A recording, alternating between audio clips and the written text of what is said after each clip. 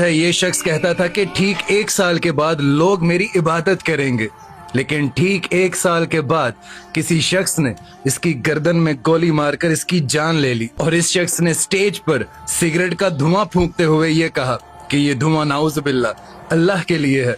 और इस शख्स की जान लंग्स कैंसर से 32 साल की उम्र में हो गई। और ये शख्स कहता था कि अल्लाह का कोई वजूद ही नहीं है, लेकिन 21 साल की उम्र में इसकी सारी बॉडी पैरालाइज हो गई। और टाइटैनिक बनाने वाला बोला कि नाउज़ुबिल्लाह इस जहाज को तो अल्लाह भी नहीं डुबो सकता।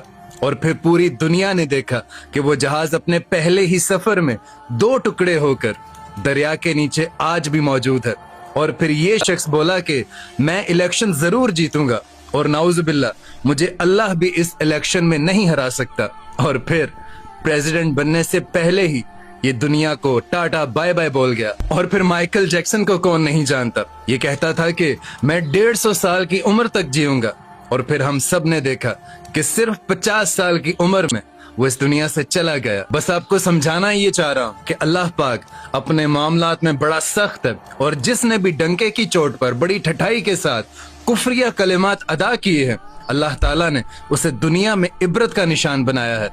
लेकिन दूसरी तरफ अल्लाह पाक की रहमत भी है। अभी कल की ही बात है कि रावलपिंडी में एक शख्स की मौत होती है और उसे दफनाने के लिए लोग कब्रिस्तान जाते हैं। वहां पर क्या देखते हैं कि सिर्फ एक कब्र पर, पूरे कब्रिस्तान को छोड़कर सिर्फ एक कब्र के ऊपर अल्लाह ताला की रहमत हो रही है। वहां पर बारिश हो रही है और ये सीन लोगों ने अपने कैमरों में रिकॉर्ड किए, जिसे आप अभी देख रहे हो। ये अल्लाह ताला की रहमत है। और यार फिर ये शख्स जापान का टुसोटोमु यामागाची, जिसने दोनों एटॉमिक बॉम्ब सरवाइव किए हैं, ये नागासाकी में भी मौजूद था और हिरोशिमा में भी मौजूद था, और दोनों एटॉमिक बॉम्ब में इसने जख्म खाए हैं। लेकिन अल्लाह ताला जिसे रखे फिर उसे कौन चखे। ये दोनों एटॉमिक बॉम्ब सरवाइव करता है और 2010 तक पूरी दुनिया को अपनी कहानी सुनाकर इस बात पर यकीन करवाता है कि भाई वाकई में जिसे अल्लाह रखे उसे कौन चखे। इसलिए कोशिश करें कि कभी भी बड़ा बोल ना बोलें, हमेशा डाउन टू अर्थ रहें, हमेशा अपने लहजे में मिठास रखें, कभी भी गरूर और तकब्बुर अपने दिल में, अपनी जुबान में, या किसी के लिए भी कीना नफरत अपने दिल में मत रखें, वरना उसका अंजाम अल्लाह ताला आपको दुनिया में ही देता है और आखिरत की कहानी तो फिर बाद की बात है।